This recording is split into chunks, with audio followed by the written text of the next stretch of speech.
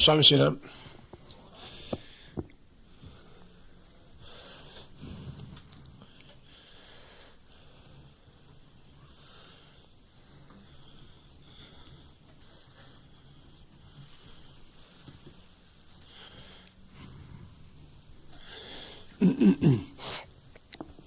On peut dire que la conscience, c'est comme une forêt. Une forêt d'où émanent des sons utiles et des sons qui ne le sont pas. Puis, le rôle de l'homme au cours de son évolution, c'est d'en arriver à pouvoir identifier les sons qui sont utiles et éliminer ceux qui ne le sont pas. Sinon, il demeure prisonnier de cette forêt et ne réussit jamais à en sortir. Donc, la conscience, étant une forêt de sons, doit éventuellement permettre à l'homme de s'extirper de son état mental qui, dans beaucoup de cas, surtout lorsqu'il est en souffrance, ne lui permet pas d'identifier ces sons qui sont nuisibles. Mais identifier les sons qui sont nuisibles pour l'être humain, ce n'est pas facile parce que l'homme a une conscience réfléchie ou réfléchissante, c'est-à-dire une conscience qui lui donne constamment un signal d'assujettissement. Lorsque l'homme est en souffrance, il est toujours dans une conscience d'assujettissement parce que la réflexion de son ego, ou le processus de réflexion de son ego, puise constamment dans sa mémoire les sons nécessaires pour lui créer un état d'aliénation. Et c'est très difficile pour l'homme de s'en sortir puisque toute cette conscience, tous ces sons nuisibles font partie des appels de sa civilisation. Ils ne font pas partie des appels ou de la puissance de sa conscience créatrice. Ils font partie des appels de sa civilisation. Et les appels de sa civilisation établissent dans son moi une sorte d'impuissance, une sorte d'incapacité parce que l'ego n'est pas suffisamment conscient de son propre pouvoir créatif. C'est-à-dire que l'homme n'est pas suffisamment capable de réaliser qu'il a le pouvoir d'éteindre les sons nuisibles pour n'écouter que ceux qui ne le sont pas. Et aussi, il n'a pas la capacité, dans son état actuel, de se révéler à lui-même. Donc, on pourrait donner comme titre à cette conférence, l'autorévélation. Qu'est-ce que c'est de l'autorévélation? Qu'est-ce qu'elle se demande? Qu'est-ce que ça implique pour l'être humain? L'autorévélation, pour l'homme, c'est une conséquence d'une volonté fondamentale, d'une volonté extrêmement formelle chez lui, de ne plus s'assujettir au son, c'est-à-dire aux pensées qui constituent son inconscience. Cette volonté de ne plus s'assujettir à ses pensées ou à ses sons est basée sur deux principes. Premièrement, le principe de l'extinction de son impuissance et aussi le principe de la révélation de son être. Un homme ne peut pas se révéler à lui-même s'il ne prend pas en main toute sa conscience. Un homme ne pourra jamais avoir une mesure de son être s'il n'en arrive pas au cours de son évolution à mettre le focus complètement sur une volonté de dépasser les sons nuisible de sa conscience ou de son inconscience. Et la raison pour laquelle l'homme a tant de difficultés, c'est parce que il a été habitué pendant des générations, des siècles, des millénaires, et pendant sa vie, pendant l'expérience de sa culture, à vivre constamment par rapport à des données qui viennent de l'extérieur de lui.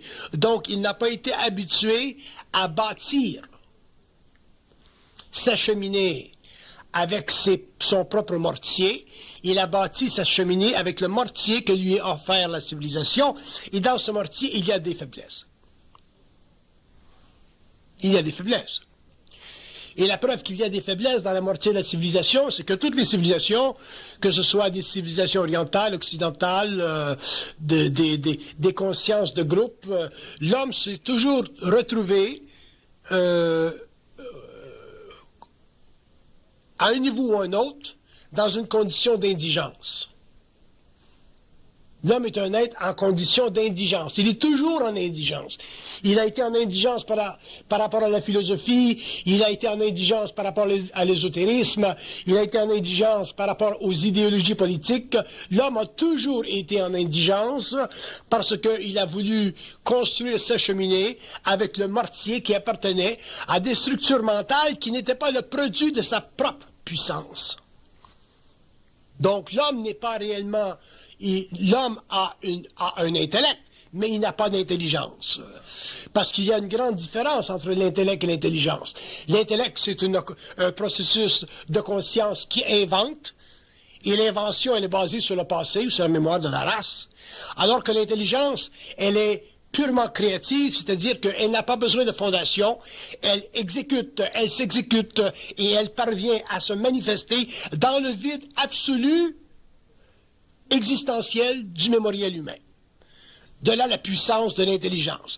Donc quand on dit un homme est intelligent, il faut savoir est-ce qu'il est intelligent dans le sens de l'intellect ou est-ce qu'il est intelligent dans le sens créatif de la conscience.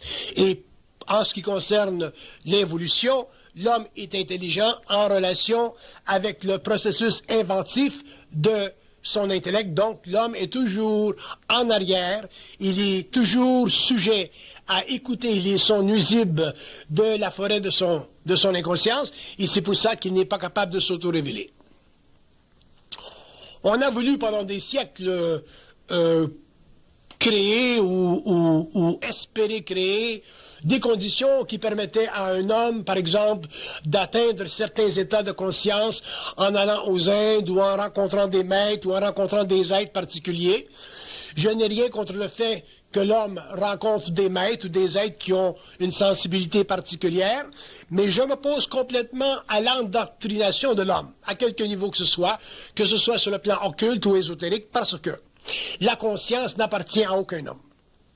Il n'y a aucun homme sur cette planète qui a comment je pourrais dire, qui a une domination sur la conscience. La conscience, c'est un phénomène cosmique, c'est un phénomène universel, c'est totalement fluidique, c'est très particulier à chaque individu, et c'est universel à tous les hommes, dans la mesure où son processus de révélation est libre. Et ce que je reproche à l'évolution et ce que je rapproche à la conscience spirituelle de l'évolution, c'est que l'homme a toujours cherché à rencontrer dans son expérience des sommités spirituelles, des sommités ésotériques, des sommités occultes, des sommités purement religieuses, avec l'intention d'en arriver un jour à l'autorévélation. L'homme ne peut pas en arriver à l'autorévélation en montant les marches qui ont été déjà gravies. L'homme doit absolument créer son propre palier, il doit créer son propre chemin, et il ne doit se servir de ces paliers anciens ou de ces paliers contemporains qui font partie de l'évolution spirituelle ou psychologique de sa civilisation que comme lancement de départ. Qu'on aille aux Indes pour rencontrer des maîtres, c'est bien, mais que ce soit un lancement de départ, parce que à partir du moment où l'homme entre dans ce que j'appelle le giron de la conscience, c'est-à-dire à partir du moment où il commence à contrôler les sons de sa conscience, la forêt de sa conscience, il commence à s'apercevoir que la vérité n'existe plus. La vérité n'existe plus. Et la première découverte de l'homme conscient, de l'homme de l'évolution, sera que la vérité n'existe plus. Pourquoi? Parce que la vérité, ses assises sont fondées sur les rapports relatifs de la conscience de la race en fonction de l'évolution psychologique des cultures et des besoins spécifiques de certains individus à l'intérieur de ces cultures. Donc, pour un homme en évolution de conscience, en évolution d'intelligence créative, éventuellement, il doit en arriver à constater que la vérité n'existe plus. Et à partir du moment où un être est en relation de domination avec un autre être qui supposément est plus avancé que lui, il est automatiquement sujet à l'illusion de la vérité.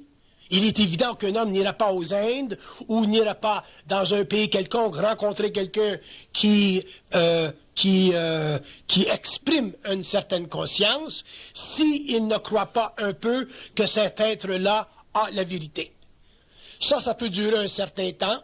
Ça fait partie de l'éveil de sa conscience, ça fait partie de l'éveil de l'ego, ça fait partie de la résurrection de son être existentiel, mais pour que l'homme en arrive un jour à l'autorévélation, c'est-à-dire à la définition personnelle de son moi par rapport à un constat universel et absolu de la conscience, qu'on appelle l'intelligence créatrice, il sera obligé un jour de réaliser que les êtres les êtres semblants les plus avancés qu'il rencontre dans sa vie ne sont que des portes temporaires, ne sont que des paliers temporaires pour l'amener lui-même un jour à réaliser que, infiniment parlant, la conscience créatrice se situe totalement au-dessus de la polarité du vrai ou du faux. Un homme qui n'a pas compris ceci demeure un être de l'involution et il sera jusqu'à la fin de ses jours obligé de subir la conscience d'un autre. Et il ne peut pas y avoir d'autorévélation si l'homme subit la conscience d'un autre, parce que l'homme, pour la conscience, pour l'intelligence créatrice, est comme un thermomètre. Il y a des hommes qui peuvent monter leur température jusqu'à 110. Il y a des hommes qui sont obligés de la vivre jusqu'à 108. Il y a des hommes qui sont obligés de la vivre jusqu'à 90. Il y a des hommes qui sont obligés de la vivre jusqu'à 75. Chaque homme est une échelle en soi du potentiel créatif de l'intelligence, et il n'y a pas d'homme sur la Terre, il n'y a pas d'individu sur la Terre qui soit si évolué, si conscient ou si grand en conscience qu'il puisse dominer un autre homme, puisque le secret interne de l'individu, la capacité interne de l'individu de réellement augmenter sa température, de venir en contact avec ce feu cosmique, cette intelligence universelle, qui éventuellement mène à une fusion, aucun homme ne peut être dominé dans sa conscience par rapport à des évaluations antérieures. Et tant que l'homme n'aura pas compris ceci, il demeurera un être infidèle à lui-même, il demeurera un être qui a besoin d'être aidé, mais il n'aura pas en lui le feu sacré, c'est-à-dire il n'aura pas la capacité d'auto-révéler à lui-même les conditions de l'évolution et par conséquent, à l'humanité, ces conditions de transformation interne. L'autorévélation, ce n'est pas une formulation qui est en sympathie avec l'ego. L'autorévélation, c'est un processus créatif de la conscience qui utilise le terrain mental, émotionnel, vital et physique de l'homme en fonction de sa capacité de supporter ce feu intégral. Et les hommes qui, au cours de l'évolution, en arriveront à pouvoir traiter avec cette énergie d'une manière totalement intégrale, pourront devenir, en ce qui les concerne, des êtres fermés sur eux-mêmes.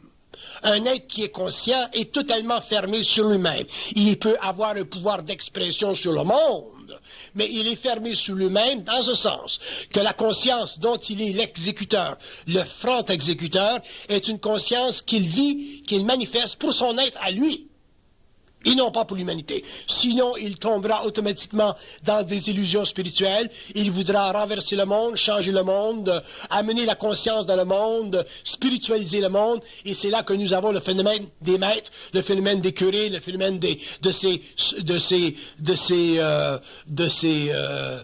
mentalités un peu plus éblouissantes, mais qui, dans le fond, sans que nous nous en rendions compte, par le phénomène obscur de la domination, nous empêche de nous auto-révéler.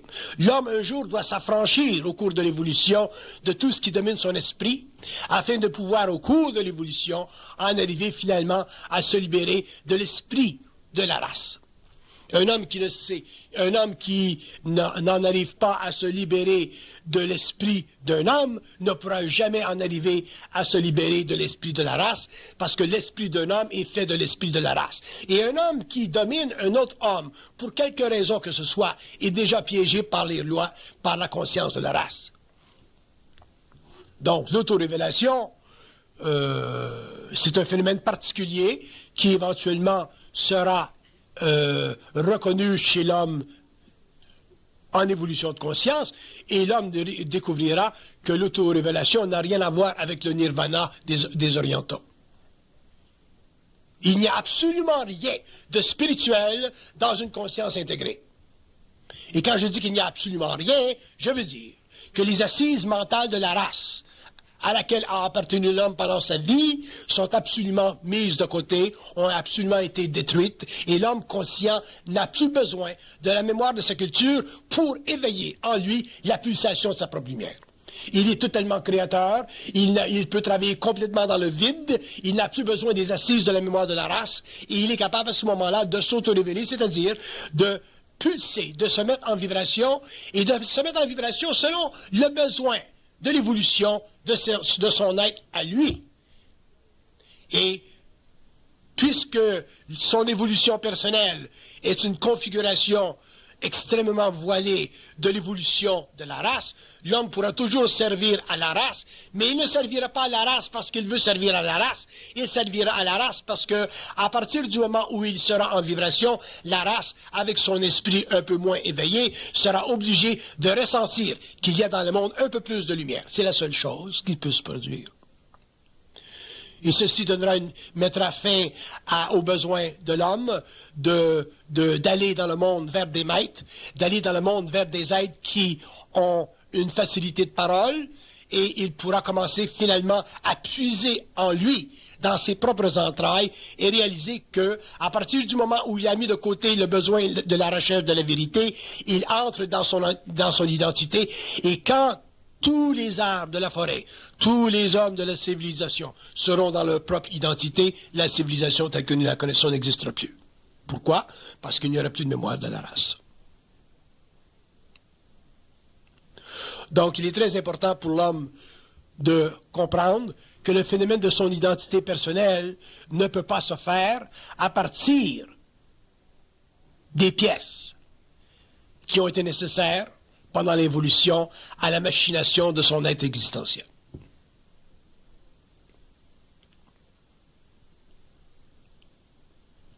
Le plus grand problème de l'homme moderne, comme de l'homme ancien,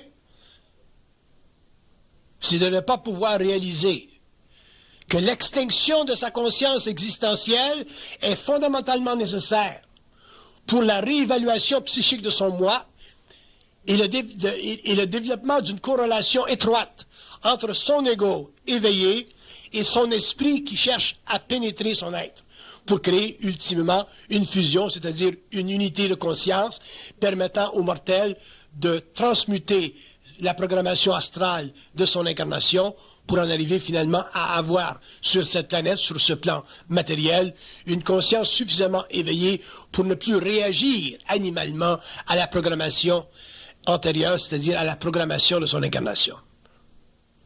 Ça, c'est de la conscience. Ceci sera de l'intelligence, une manière à l'intelligence de se manifester, et ça fera partie de l'auto-révélation de l'homme. Donc, chez l'homme, en ce qui concerne l'auto-révélation, il y a trois choses. Premièrement, un homme qui est en auto-révélation, il est en auto-révélation d'abord pour lui-même. Le soleil, il brille pour lui-même. Il ne brille pas pour la terre, il brille pour lui-même. Si ses effets sont suffisamment gigantesques, puissants, harmonieux, créatifs, ces effets se répandent et éventuellement la terre en bénéficie. Mais le soleil ne brille pas pour la terre, il brille pour lui-même. Et un homme qui est en auto-révélation, il brille pour lui-même. Son rôle est de prendre conscience. Et prendre conscience pour lui veut dire se manifester. Et se manifester pour lui demande qu'il soit totalement libre, comme le soleil est libre. Si l'homme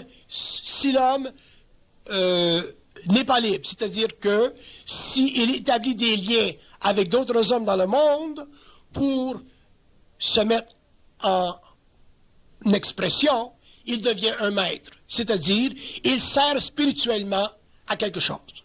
Et un homme qui sert spirituellement à quelque chose, sur une planète expérimentale, il fait encore partie de la conscience expérimentale de la Terre. Donc, une conscience intégrale, ça ne sert à rien. Ça ne sert à rien. Ça ne cherche pas à servir quoi que ce soit. C'est en puissance. Et de la puissance vient le service. Mais ce n'est pas de la puissance que cherche l'homme conscient. Le soleil ne cherche pas la terre. Le soleil, il vibre. Il est en expression d'énergie. La terre, elle est là, elle est réchauffée. Elle n'est pas là, le soleil continue.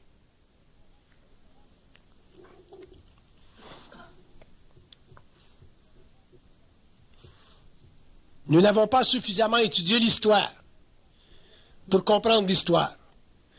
Nous n'avons pas suffisamment étudié l'histoire pour voir jusqu'à quel point, au cours de l'histoire, l'homme a été dominé par toutes sortes de systèmes. Combien la femme a été dominée par toutes sortes de systèmes.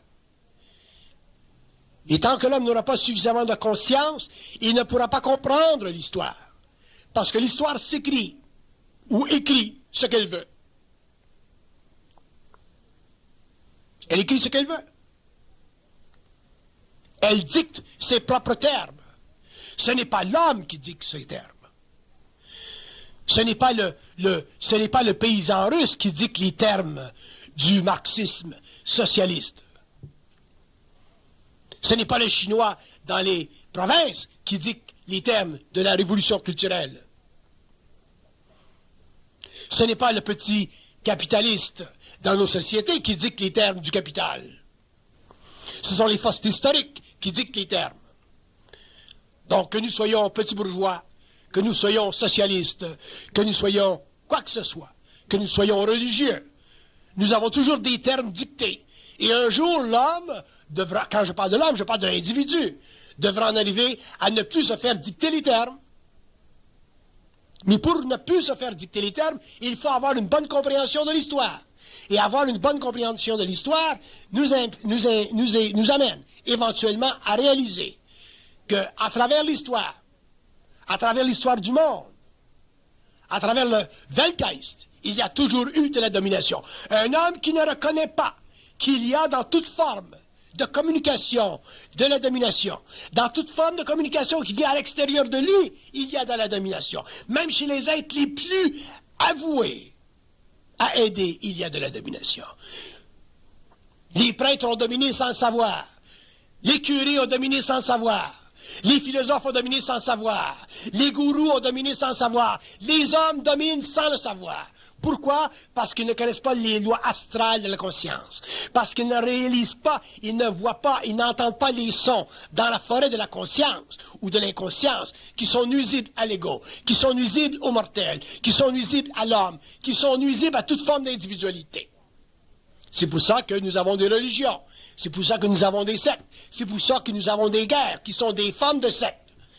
C'est pour ça que nous avons des mouvements dans le monde où l'individu disparaît sous une vague, sous le mouvement d'une vague, et ne réapparaît jamais en pleine conscience parce que les flots sont trop puissants pour lui, parce qu'il est absorbé, aspiré dans ce mouvement incessant qui enlève à l'ego fragile le sens de son propre devoir personnel, celui de se savoir, et en se sachant, savoir les autres.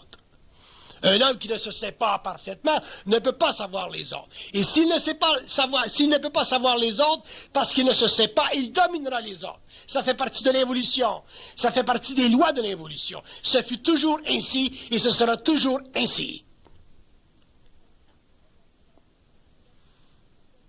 Regardez dans les systèmes de vie, les systèmes à l'intérieur desquels nous travaillons, et nous sommes toujours victimes, à un niveau ou à un autre, d'une forme de domination.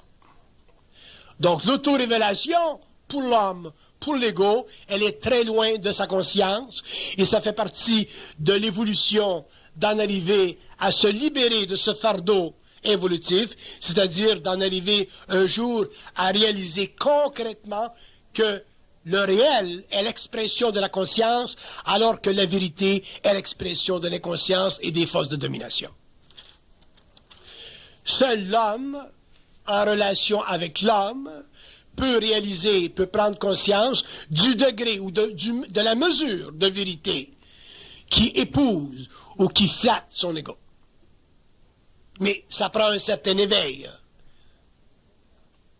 C'est pour ça que nous avons toujours, depuis 20 ans, dit, crié, recrié, qu'un homme conscient ne peut pas croire. Ne pas croire, ça ne veut pas dire ne pas pouvoir communiquer avec. Ne pas croire, ça veut dire ne pas être assujetti à quoi que ce soit. Parce qu'à partir du moment où l'homme croit, il perd son identité, il est en dehors de son autorévélation. Il s'assujettit à une forme ou autre de vérité. Et il verra au cours de son évolution, de sa transformation, de son expérience, un jour, s'il va suffisamment loin dans son expression personnelle, que la vérité est toujours un subterfuge, que la vérité est toujours une manière à un autre de vous dominer. Un homme qui n'a pas compris ceci n'a pas compris l'histoire, et si vous ne comprenez pas l'histoire, vous la répéterez.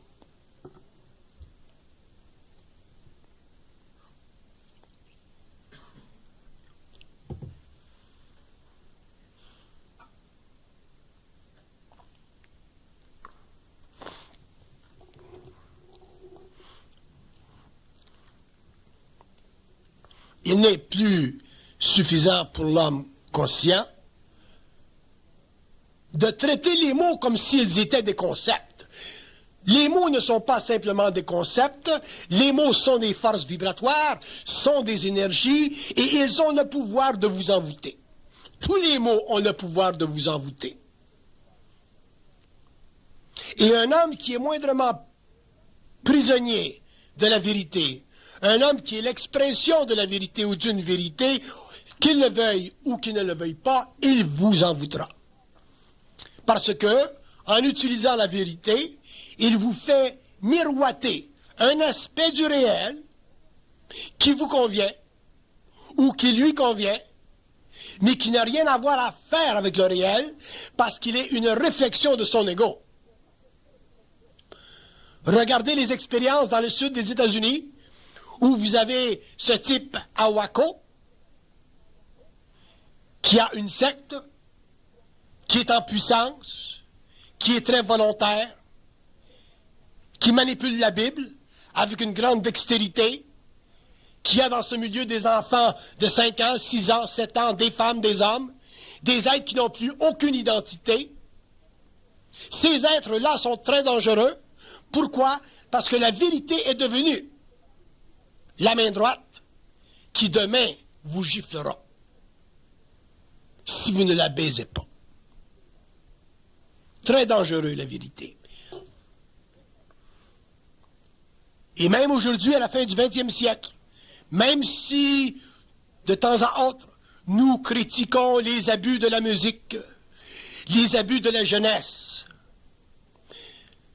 les manifestations extrêmes d'une nouvelle génération, d'un autre côté, nous applaudissons ce mouvement parce que nous voyons que la jeunesse d'aujourd'hui, de plus en plus, s'éloigne de la vérité. Elle s'éloigne de la vérité d'une manière un peu cacophonique. Elle s'éloigne de la vérité d'une manière un peu colorée, un peu extrémiste. Mais les jeunes aujourd'hui s'éloignent de la vérité. Et lorsque vous leur parlez de vérité, ils vous regardent d'un œil franchement drôle, en voulant dire « Qu'est-ce que vous avez dans votre sac? Quelle est la prochaine arnaque? » Donc les jeunes, dans leur grande inconscience, mais dans leur simple intuition, aujourd'hui, ont le pouvoir de remarquer un peu plus que nous, les anciens, que la vérité est un grand danger, mais ils ne doivent pas faire, eux aussi, l'erreur de s'en créer de nouvelles. Et si les jeunes apprennent finalement à vivre leur vie en fonction de leur état mental et à reconnaître leur identité, ils s'extirperont de l'extrémisme de l'expression moderne, auront des vies de plus en plus égales, créatives, saines, harmonieuses, esthétiquement balancées, et ils pourront finalement se relancer dans un monde très difficile, très compétitif, très obscur, mais avec toujours leur propre lumière, leur propre façon de voir et leur propre façon de renaître. Et c'est tout ce qu'ils auront de besoin. Parce que déjà, à cause des conditions modernes, ils auront réalisé que par le passé, les pères nous ont menti.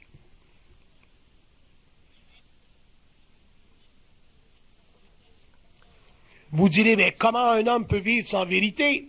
Comment un homme peut vivre sans l'impression d'avoir la lumière au bout du tunnel? Comment l'homme peut vivre sans une direction? Nous allons mettre nos sociétés par terre. Nous allons détruire les structures de nos civilisations. Je vous dis que nos civilisations ont besoin d'être remodelées. Nos civilisations ont besoin d'être réajustées à la lumière un peu faible de l'homme, mais à la lumière quand même renouvelée et renouvelable de l'homme qui, de moins en moins, a besoin de la vérité ancienne pour avancer dans un monde de plus en plus obscur. Le danger de la jeunesse aujourd'hui, c'est un danger qui est temporaire.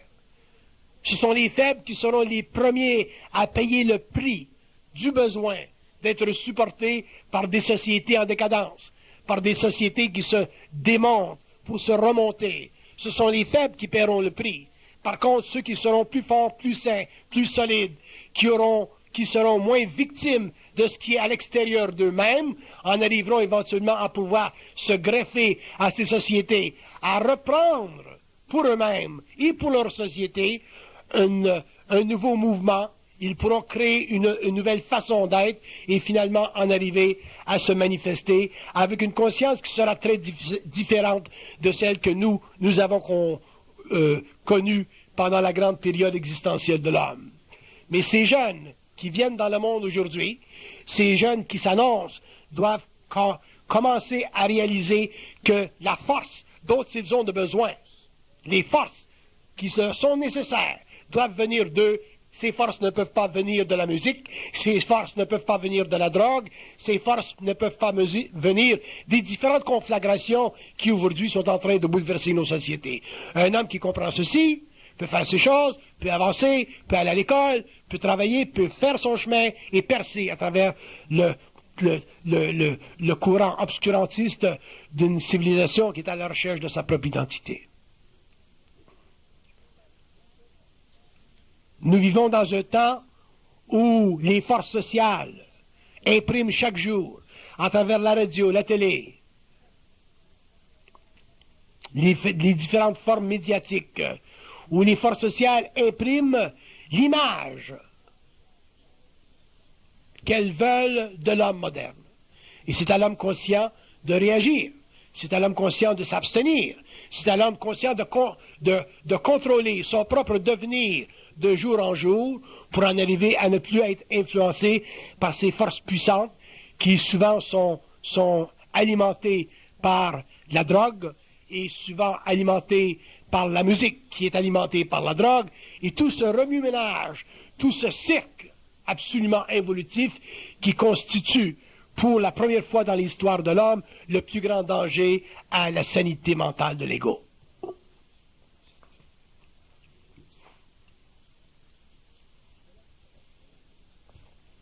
Que l'homme soit dans un état de crise, dans un état de guerre, dans un état de conflagration sociale, s'il est dans sa conscience, s'il est intelligent en conscience, s'il est libre dans son ego, s'il est dans un processus d'autorévélation, c'est-à-dire sensible à sa propre intuition personnelle et non influencé par ce qui est extérieur. Même par ce qui est extérieur, il se prononce comme étant un grand bien pour lui, il deviendra demain capable d'épouser les contours de sa propre manifestation et finalement de se réaliser en tant qu'être dans une société qui peut être rendue très, très obscure, très obscurantiste, et il ne sera plus affecté par ce que nous pouvons appeler le mal, c'est-à-dire par l'astralisation des forces de l'évolution.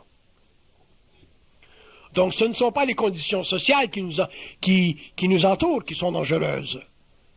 Ce sont nos attitudes personnelles par rapport à ces forces. Donc un jeune qui s'imagine découvrir la conscience à travers la drogue, il est foutu. Un jeune qui s'imagine découvrir la vie à travers les musiques d'aujourd'hui, il est foutu. Un jeune qui s'imagine découvrir la réalité à travers la philosophie ou à travers la religion, il est foutu. Un homme qui cherche quelque chose à l'extérieur de lui-même, il est toujours foutu. Parce que ça fait partie de l'évolution. Mais ce n'est pas facile, surtout pour certains groupes, surtout pour certaines races,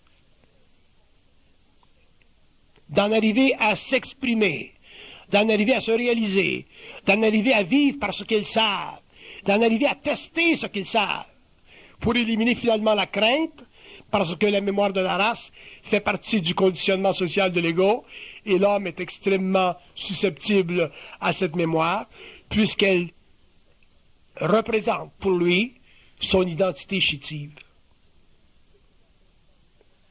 Au Québec, nous n'avons pas beaucoup de mémoire de race.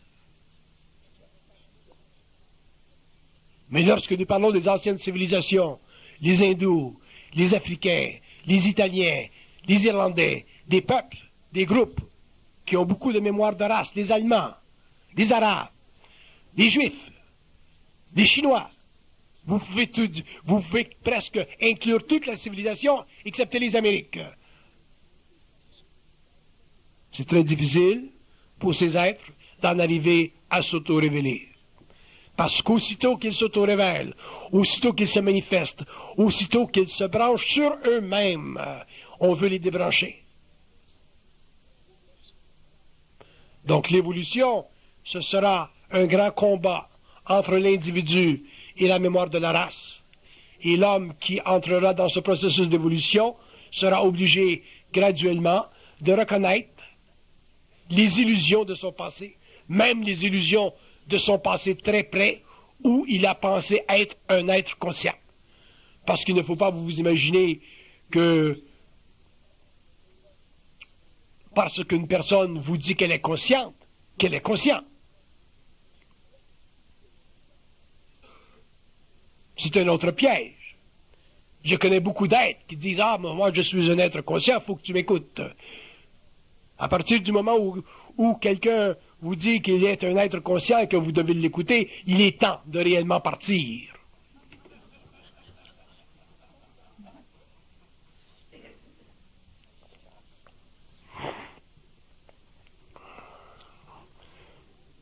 Si nous regardons le phénomène de l'autorévélation, c'est un phénomène d'abord d'autodétermination. Il y a de l'autodétermination dans ce phénomène. Parce que l'autorévélation est une expression du moi, est une expression de volonté, et dans l'expression de la volonté, il y a de la détermination à vaincre ce qui nous domine. Donc chaque homme doit avoir sa propre mesure de ce qui le domine. Si vous ne voyez pas ce qui vous domine, là vous avez un gros problème. Si vous voyez un peu ce qui vous domine, vous avez la moitié du problème. Si vous en arrivez à ne plus vouloir être dominé, vous commencez à éliminer le problème. Et où ira l'homme? Il ira à la troisième étape. Un jour, vous ne pourrez plus sentir que vous êtes dominé. Vous verrez la domination dans ses moindres reflets. Vous la verrez dans ses moindres aspects. Vous la verrez dans les livres. Vous la verrez dans les prières. Vous la verrez dans les idéologies. Vous la verrez dans la conscience de la race, dans le mouvement de la race. Et vous verrez que tout ce qui est créé sur la Terre, tout ce qui existe sur la Terre, va à l'encontre de l'auto-révélation de l'homme. Autrement dit, de sa conscience intégrale. Et c'est normal, ça fait partie de la conscience expérimentale de la planète, et ça fait partie de l'évolution de l'homme, d'en arriver à se libérer de ce fardeau millénaire, de ce fardeau qui a été nécessaire parce qu'il a fait partie de l'évolution, parce qu'il a fait partie de l'ignorance, mais qui doit être un jour aboli, éliminé, lorsque l'homme commencera à entrer dans sa propre identité. Donc l'autodétermination a des sous-plans. Un des sous-plans de l'autodétermination, c'est la réalisation à un point ou à un point de son expérience que la vie utilise les obstacles pour le rendre en puissance, pour le rendre fort. Si vous ne réalisez pas que la vie utilise les obstacles pour vous renforcer, les obstacles vont vous affaiblir. Si vous réalisez que la vie utilise les obstacles pour vous renforcer, à ce moment-là, vous développerez des mécanismes internes qui vous permettront éventuellement de vous affranchir émotivement de votre mémoire, qui utilise constamment les pensées négatives, c'est-à-dire ces sons nuisibles qui font partie de la forêt de votre inconscience. Et vous en arriverez un jour à réaliser qu'effectivement, tout ce qui est en opposition dans votre vie, dans votre expérience, est simplement une condition vous permettant un jour de vous libérer.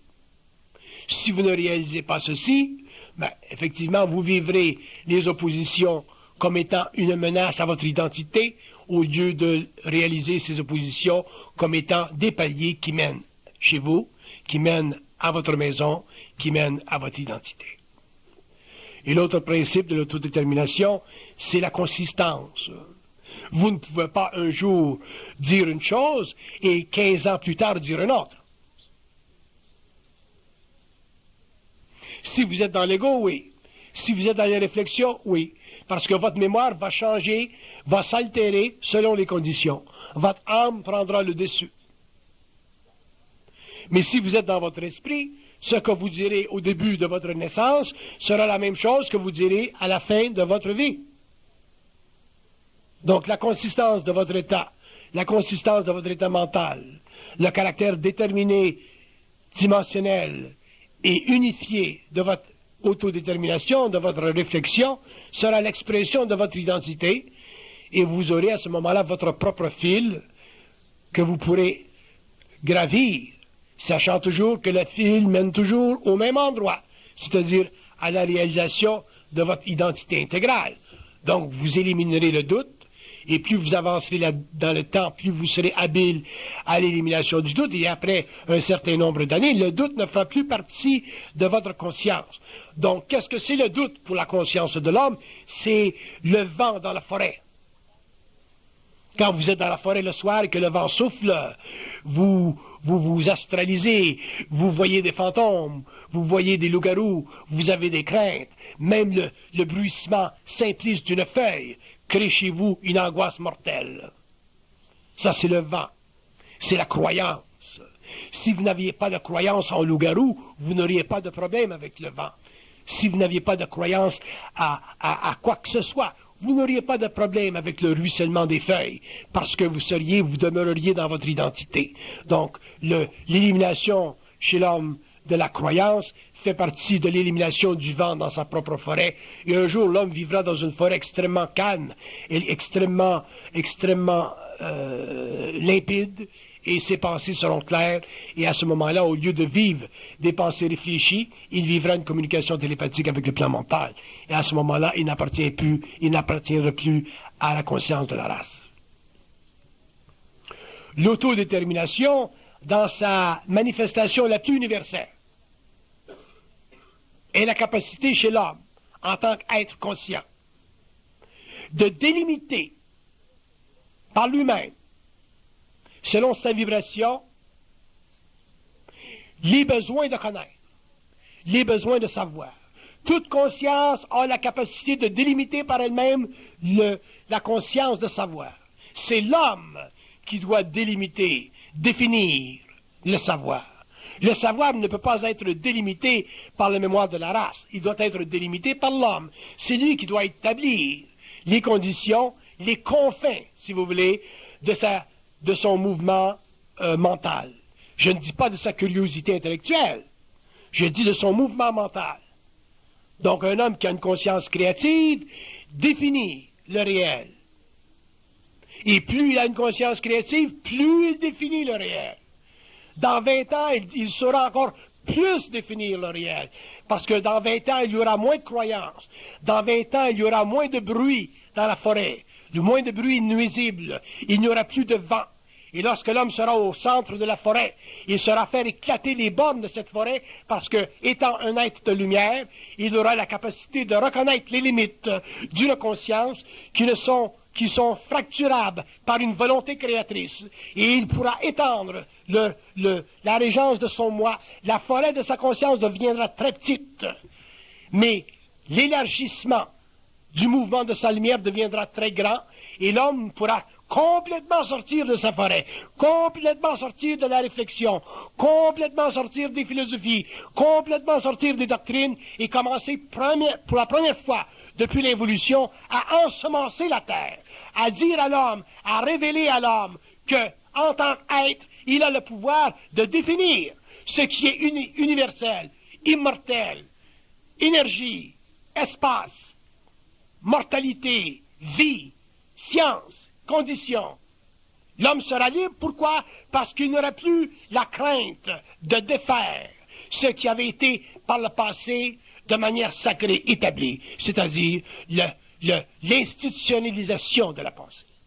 Par les philosophies, les religions, l'ésotérisme, l'occultisme. Il n'y aura plus dans la conscience de l'homme de structure, d'architecture mentale qui ne pourront plus être violées afin de libérer la conscience de l'homme. Tant que vous ne pourrez pas éliminer les structures mentales, vous ne pourrez pas être parfaitement créatif, c'est-à-dire élargir le domaine de la connaissance de l'humanité. Parce que les structures mentales ne sont que des structures psychologiques. Les structures mentales ne sont que des façons de penser qui vous gardent, d'une manière ou d'une autre, à l'intérieur d'une enclave, que vous respectez, d'une manière ou d'une autre, parce que vous avez la crainte de les dépasser, parce que vous avez la crainte d'aller contre les dieux, parce que vous avez les peurs des dieux. Et tant que l'homme aura peur des dieux, l'homme ne sera en dehors de sa puissance, les dieux continueront à rire, et l'homme demeurera un grand être spirituel, c'est-à-dire un être naïf. Je n'ai rien contre les êtres spirituels. Je comprends que l'homme juste être spirituel. Mais la spiritualité, ça fait partie de la naïveté de l'homme. Un jour, l'homme sera simplement intelligent. Et lorsqu'il sera intelligent, il pourra confronter les dieux, parler avec les dieux, et il ne sera plus un être intuitif. Il sera totalement télépathique.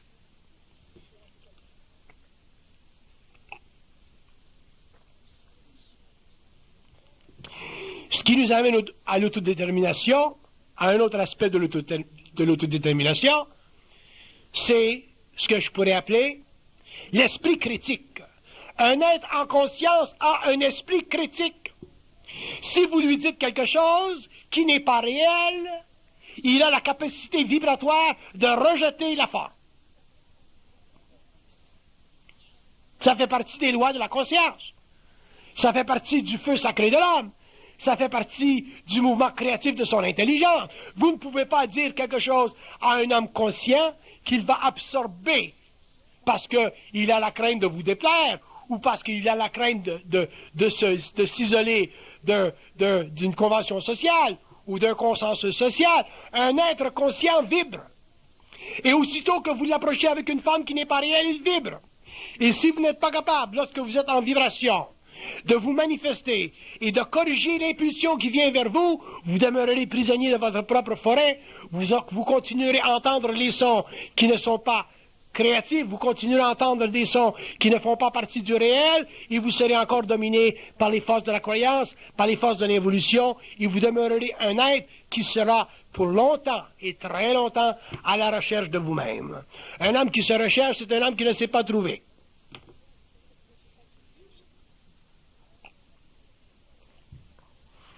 Alors imaginez-vous que vous allez en public et vous parlez à l'homme et vous dites « Écoutez-moi, j'ai quelque chose à vous dire ».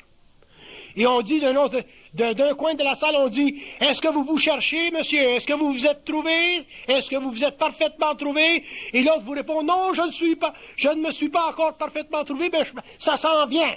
Il est déjà trop tard, vous devez laisser la salle. »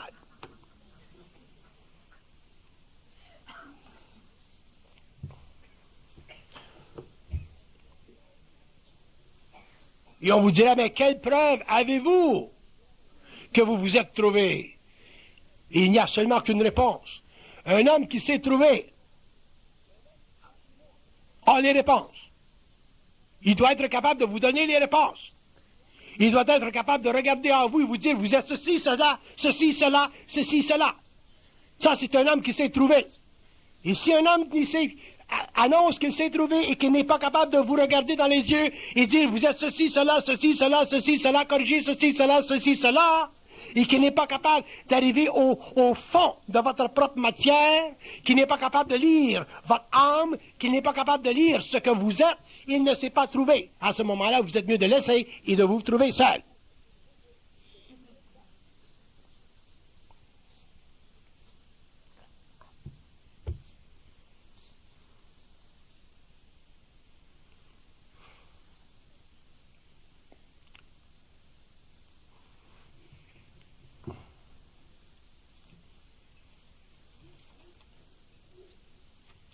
C'est fini les conneries.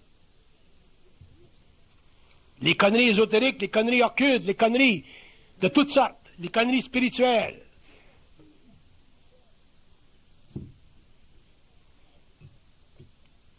On nous a fait chier pendant des siècles.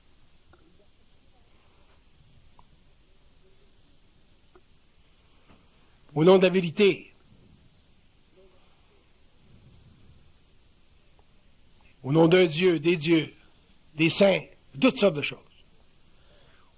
Au nom de Marx, au nom de Lénine, Mao Tse-tung.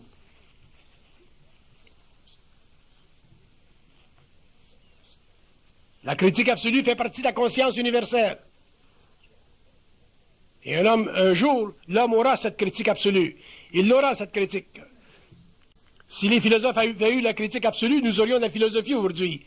Alors qu'elle est morte, elle est finie. Elle n'a plus de puissance.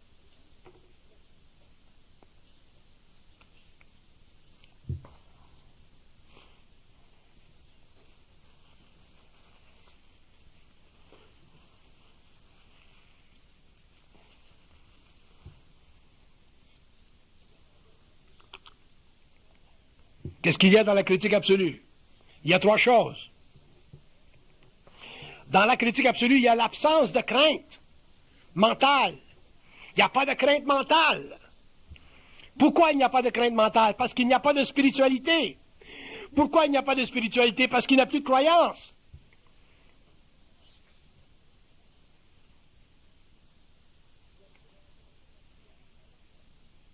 Et vous allez dire, ben, s'il n'y a plus de croyance, l'homme se tient sur quoi? L'homme se tient sur rien. Il crée à partir de rien. Mais comment l'homme peut créer à partir de rien? Il crée par vibration.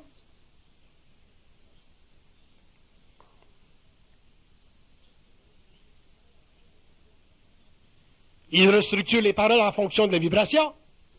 Il ne restructure pas les paroles en fonction de la mémoire de la race. Il y a plusieurs façons de parler de Dieu.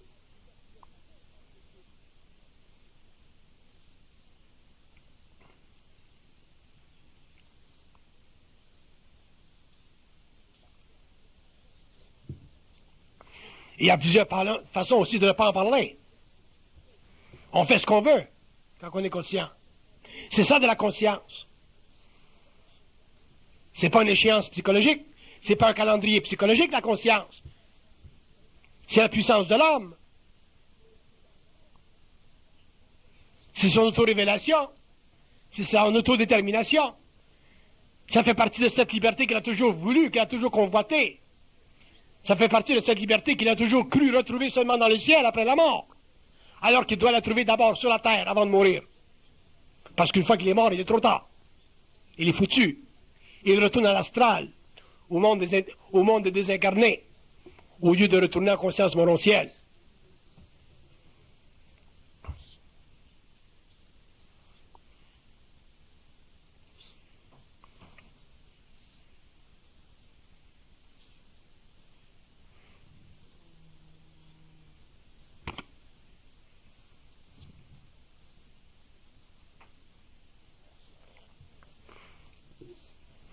Dans la critique absolue, l'ego n'est pas victime de la comparaison psychologique de son moi.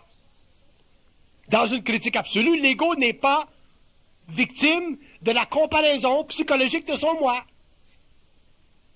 L'ego est dans son moi. Il est dans son essence. Il est dans sa conscience. Il ne se compare pas à un autre ego. Parce que déjà se comparer à un autre ego, ça fait partie de l'inconscience de la race. Ça fait partie de la soumission. Ça fait partie de la domination. Ça fait partie de la recherche de la vérité. Ça fait partie de l'incertitude. Un être qui est en critique absolue, il a la certitude avec lui, elle fait partie de lui. Ce n'est pas une certitude qui est fondée, qui est basée par l'éducation. Ce n'est pas une certitude qui est fondée et basée sur la lecture. Ça fait partie de sa puissance interne, ça fait partie de son feu sacré, ça fait partie de sa volonté de définir les bornes du réel. C'est lui qui définit les bornes du réel. Et chaque homme définira les bornes du réel selon sa vibration.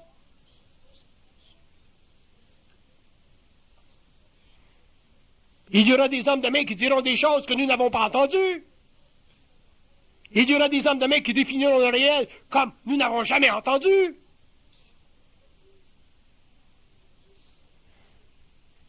Il n'y a pas de fin à l'évolution de l'humanité. Il n'y a pas de fin à l'évolution de la science. Il n'y a pas de fin au savoir. Il n'y a pas de fin à la conscience. C'est un mouvement perpétuel. C'est un mouvement éternel. Tant que les hommes seront sur le plan matériel, il y aura un mouvement de cette lumière. Donc il y aura une définition de plus en plus catégorique, catégorielle du réel. L'homme aura de plus en plus une puissance critique absolue. Nous disons des choses aujourd'hui parce que nous avons un certain taux vibratoire. Demain, dans 15 ans, 20 ans, 50 ans, 200 ans, 300 ans, nous aurons un autre taux vibratoire. Imaginez-vous ce que nous pourrons dire dans 300 ans que nous ne pouvons pas dire aujourd'hui. De la même manière que nous faisons des choses en science aujourd'hui que nous n'aurions jamais réalisées il y a 100 ans, c'est la même chose au niveau de la parole, c'est la même chose au niveau de la conscience, c'est la même chose au niveau du savoir. Il est temps que l'homme cesse de réinventer la forme, de se recréer des structures et de se donner comme titre dans le monde, d'avoir maîtrisé quelque chose. Nous ne maîtrisons rien. Nous sommes simplement en harmonie avec quelque chose dont nous ne connaissons qu'un petit aspect.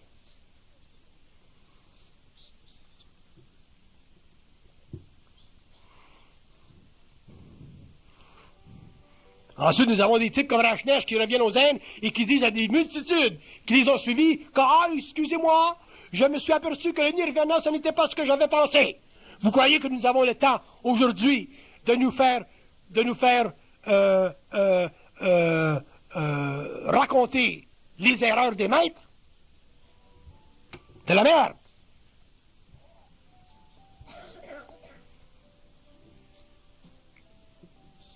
Et lorsque l'homme sera dans sa propre identité, en arrivera à développer sa propre identité, sera dans sa propre critique absolue, il n'aura plus de problème dans le monde.